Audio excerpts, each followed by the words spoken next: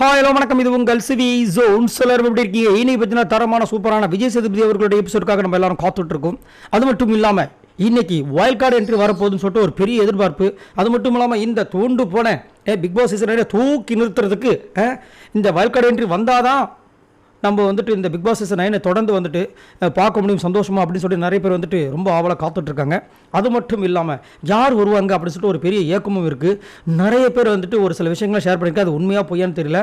ஆனால் குக்குத் கோமாளியில் ஒருத்தர் பயங்கரமான வந்து ஃபேமஸ் ஆனார் பார்த்தீங்களா, அவர் வரப்போகிறார். சிவாங்கி கூட இருந்தார், அவர் வரப்போகிறார் அப்படின்ற மாதிரி ஒரு பெரிய அப்டேட் வந்திருக்கு. அடேங்கப்பா, என்னையா சொல்கிறீங்க அப்படின்னா விஜய் டிவி ப்ராடக்ட்லேயே ஒரு 3-4 பேர் வரப்போகிறாங்கன்ற மாதிரி ஒரு அப்டேட் வந்திருக்கு. சோஷியல் மீடியாவில் ஒரு பயங்கரமான பிரபலம், யங்ஸ்டர், அவர் ரொம்ப பிரபலம், சர்ச்சைக்கு பேர் போன ஒரு ஆள். அவர் பேர் கூட டிடியில் ஸ்டார்ட் சொல்லிட்டா அந்த மாதிரி நிறைய பேர் வரப்போகிறாங்கன்னு சொல்கிறாங்க. ஆனால் இது எந்த அளவுக்கு உண்மைன்னு தெரியாது. நம்ம சப்ஸ்கிரைபர் தான் வந்துட்டு கமெண்ட்ஸை சொல்லியிருந்தாங்க.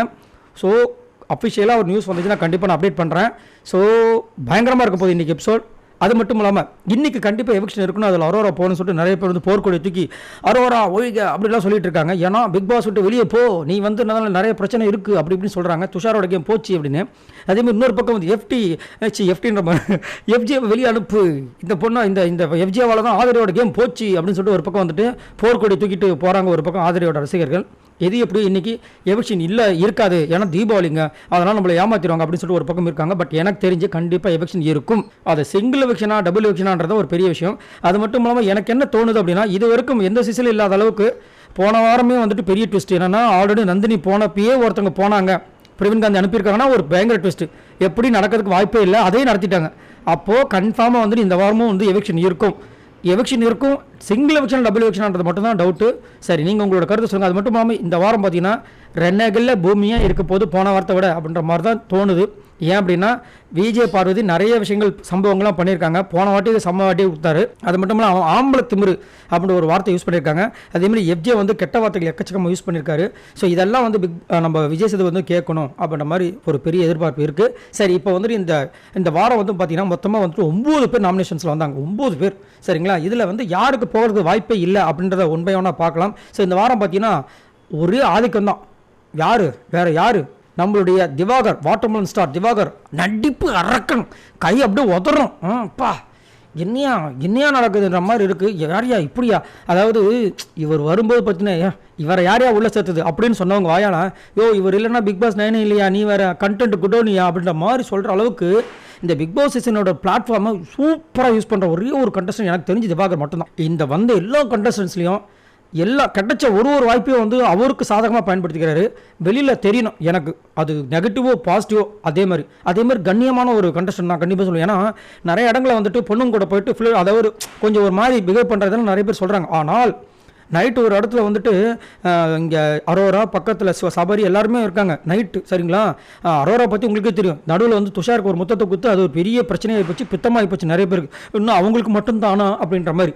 இப்போது இந்த அப்படி இருக்கும்போது வந்துட்டு இவரை வந்து கூப்பிட்றாங்க, நீங்கள் வாங்க அப்படின்னு. அரோரா வந்து சிக்னல் காமிக்கிறாங்க, வாயில் முத்தம் கொடுக்குறன்ற மாதிரி இப்படி வாயில் வச்சு விரலை வச்சு காமிக்கிறாங்க. ஆனால் மனுஷன் என்னால் முடியாதுன்னு சொல்லிட்டு அப்படியே வெளியே போயிட்டார். இதுதான் கண்ணியம், சரிங்களா? அங்கே வந்து காமெடிக்கு பண்ணுற விஷயங்கள்லாம் வேறு, உண்மையிலே அவர் என்ன பண்ணுறாரு அதுதான் வந்து விஷயம். ஏன்னா ஒரு பக்கம் துஷார் வந்துட்டு முத்தத்தை வாங்கிட்டு வந்துட்டார், ஆனால் அவர் வந்து இந்த மாதிரி பொண்ணுங்க கூட போய் சுற்றுறாரா? கிடையாது. ஸோ செயல் பண்ணுறாங்க பார்த்தீங்களா, அவங்க தான் பிரச்சனை. இவர் வந்து சும்மா ஒரு இதுக்கு தான். உண்மையிலே நல்ல மனுஷன், இன்னசென்ட்டான, அவரால் என்னென்ன இந்த பிக் பாஸ் கொடுக்க முடியுமோ, நம்மளுக்கு என்ன கொடுக்க முடியுமோ அதை கொடுத்துட்ருக்கார். உண்மையிலே சூப்பர்.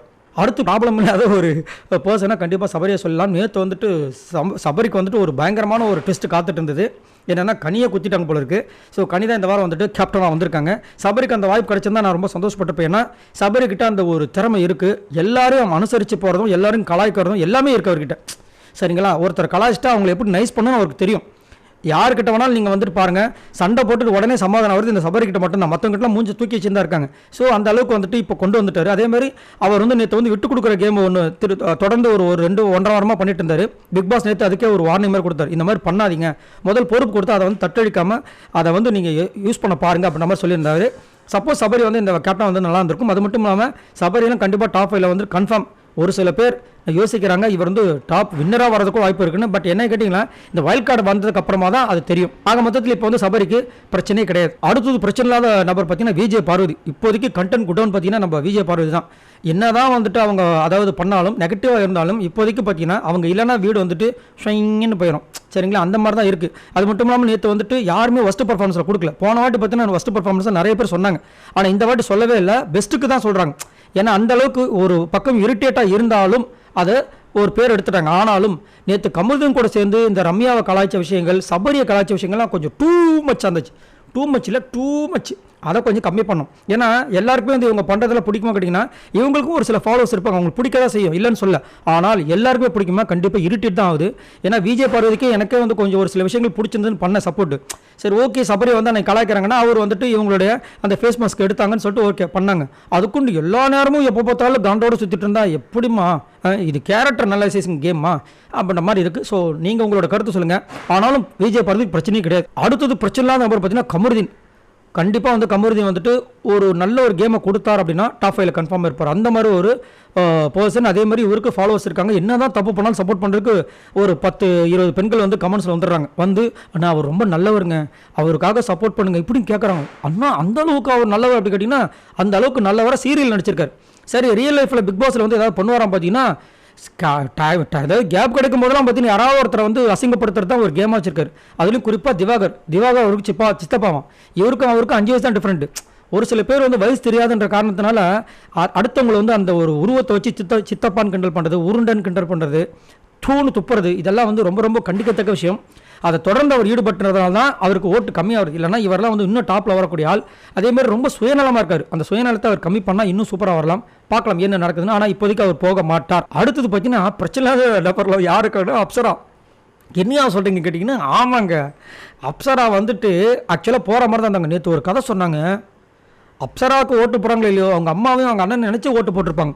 அதனால் இன்றைக்கி பார்த்தீங்கன்னா அவங்களோட விஷயங்கள் சூப்பராக வந்துடுச்சு. அந்த ஓட்டிங்ஸ்லாம் பார்த்தீங்கன்னா 5வது பிளேஸில் இருக்காங்க. பெரிய விஷயம். ஸோ அப்சரா எனக்கு தெரிஞ்சு இன்னும் 2-3 வாரம் சர்வே பண்ணுவாங்க போல இருக்குது. இதுக்கப்புறம் அவங்களோட கேம் வரணும். ஏன்னா அவங்க நிறைய இடங்களில் சொல்கிறாங்க எனக்கு கோவம் நிறையா வரணும், அந்த கோவத்தை கொஞ்சம் வெளியே கொஞ்சம் காமிச்சிங்கன்னா நல்லா இருக்கும்னு நிறைய பேர் கருத்து தெரிவிக்கிறாங்க. பட் இருந்தாலும் ஒரே வார்த்தை என்ன தெரியுமா, அவங்க அம்மா சொன்ன விஷயங்கள், என் பொண்ணு நான் 10 மாதம் கஷ்டப்பட்டு சுமந்து இவ்வளோ தூரம் வளர்த்த பொண்ணேன், அவள் பண்ணாத ஒரு தப்புக்காக நான் எதுக்கு என் குழந்தைய விடணும் அப்படின்னு அம்மாவும் சொல்லி அண்ணாவும் சொல்லும்போதே புல் இருக்குது. இதெல்லாம் வந்து தெய்வம் அந்த மாதிரி ஒரு குணம் தான். இப்போ வரைக்கும் சப்போர்ட் பண்ணுறாங்களா, சூப்பரான ஒரு இது. கண்டிப்பாக அப்சரா போகிறதுக்கு வாய்ப்பே கிடையாது. அடுத்தது பார்த்தீங்கன்னா பிரச்சனை கொஞ்சம் கொஞ்சமாக அதிகரிக்கிறது யாருக்கு பார்த்தீங்கன்னா ரம்யாவுக்கு. ஆனால் ரம்யா வந்துட்டு இப்போதைக்கு வச்சுருப்பாங்க. ஏன்னா கொஞ்சம் பஜாரி மாதிரி வந்துட்டு டண்டுனக்கா டன்னு சொல்லிட்டு ஒரு மாதிரி சண்டை போடுறாங்க. திடீர்னு பார்த்தா வெடிக்கிறாங்க, திடீர்னு பார்த்தா அப்படியே சுருங்கி ஓரமாக உட்காந்துக்கிறாங்க, திடீர்னு பார்த்தா நடிக்கிறாங்க, திடீர்னு பார்த்தா ஊந்துடுறாங்க. என்னம்மா அப்படின்னா என்கிட்ட நிறைய விதமான திறமைகள் இருக்குது உங்களுக்கு தெரியாது அப்படின்ற மாதிரி பண்ணுறாங்க. நேற்று அவர் ஹேன்னாரு கமருதீன், இன்னும் ஹே நீ சொன்னா நான் ஹேன்னு சொல்லுன்ற மாதிரி வந்து சண்டையெல்லாம் போடுறாங்க. பயங்கரமாக நல்லா தான் இருக்காங்க. அதே மாதிரி அவங்களோட ரீல்ஸை பார்த்தேன், ஐயோ விரல்லையே பல வித்தைகள் வச்சுருப்பாங்க போலுக்கு, அந்த மாதிரி கலாய்க்கிறாங்க. ஆனாலும் கொஞ்சம் டேஞ்சரில் தான் இருக்காங்க. இப்போதைக்கு போகிறதுக்கு வாய்ப்பு கொஞ்சம் கம்மி தான். அடுத்தது வர எல்லாருமே வந்து டேஞ்சர் ஜோன் தான். எஃப்ஜே வந்துட்டு பார்த்தீங்கன்னா இப்போ வரைக்கும் வந்துட்டு ஒருத்தராவது எஃப்ஜே இருக்கணும்னு இது வரைக்கும் கமெண்ட் செக்ஷனில் பார்த்தீங்கன்னா யாருமே அந்த மாதிரி சொல்ல. ஆனாலும் பார்த்தீங்கன்னா ஓட்டு வந்துட்டு இருக்குது. அது எப்படின்னு சொல்லிட்டு நிறைய பேர் மண்டையை பிச்சுக்கிறாங்க. பிச்சதில் நிறைய பேருக்கு சொட்டையாயிடுச்சு. அந்த அளவுக்கு கோவத்தில் வந்து மண்டையை பிச்சுக்கிறாங்க. எஃப்ஜே எப்படியா உள்ளே இருக்கான் அப்படின்ட்டு. ஏன்னா அவர் வந்து இது வரைக்கும் நல்ல விஷயங்கள் ஏதாவது பண்ணியிருக்க கேட்டீங்கன்னா கிடையவே கிடையாது. இதில் என்ன கொடுமான நேற்று வந்து ஃபஸ்ட்டு பர்ஃபார்மன்ஸில் ஆதரே சொல்கிறார், அந்த பொண்ணு முக்காவாசி என் கூட தான் இருக்குன்றாரு. தெரியுதுல, அப்போ சொல்லி அனுப்ப வேண்டியது தானே. சொன்னால் கூட இருந்தால் நல்லா இருக்குது அப்படின்றாங்க. நல்லா இருக்கா, அதான் சொல்லுவேன் அக்கா ரொம்ப அழகாக இருக்கா அப்படின்ற மாதிரி வந்துட்டு கூட இருக்கும்போது பல்ல இழிக்கிறது. அதுக்கப்புறமா வந்துட்டு ஃபஸ்ட்டு பர்ஃபார்மன்ஸால் கிழிக்கிறது. என்னையா நடக்குதுன்ற மாதிரி இருந்துச்சு. ஸோ எஃப்ஜே வந்துட்டு கொஞ்சம் சேஃபாக இருக்குன்னு நினைக்கிறாரு. பட் மக்கள் மத்தியில் ரொம்ப இதில் தான் இருக்காரு. ஓட்டம் கம்மியாக இருக்குது. இவர் போனால் நல்லதுன்னு சொல்லிட்டு நிறைய பேர் சொல்கிறாங்க. நீங்கள் உங்களோட கருத்து சொல்லுங்கள். பட் இருந்தாலும் கொஞ்சம் லைட்டாக சேஃபில் இருக்காரு. அடுத்து வந்து பிரச்சனையில் உச்சத்தில் இருக்கிறது நம்ம கெமி பார்த்தீங்கன்னா அவங்களோட சுயரூபம் இப்போ இருக்கிறது கிடையவே கிடையாது. ஃபஸ்ட்டு வாரத்தில் இருந்துச்சு பார்த்தீங்கன்னா அதுதான் அவங்களோட உண்மையான சுயரூபம். ஆனால் இப்போ வந்துட்டு அந்த கைத்தட்டல்ன்ற ஒரு சவுண்டு வந்ததுக்கப்புறமா விஜய் பார்வதியாக இருந்தாலும் சரி திவாகர்கிட்டையும் கொஞ்சம் அடக்கி வாசிக்கிறாங்க. அதேமாதிரி இவங்க பிரச்சனை பெருசாக பண்ணக்கூடிய ஆள், என் வயிற்றை பார்த்து பேசுறியான்னு சொன்ன ஆள் இப்போ வந்துட்டு இவர் நம்ம வினோத்து கட்டிப்பிடிச்ச உடனே அதை பெருசாகவே ஆக்கலை. எப்படி டவுட் வருதா இல்லையா? இது எல்லாமே ஓட்டுக்கும் வீட்டில் இருக்கணுன்றதுக்காக தான் பண்ணுறாங்க. பட் இருந்தாலும் டேஞ்சர் ஜோனில் தான் இருக்காங்க.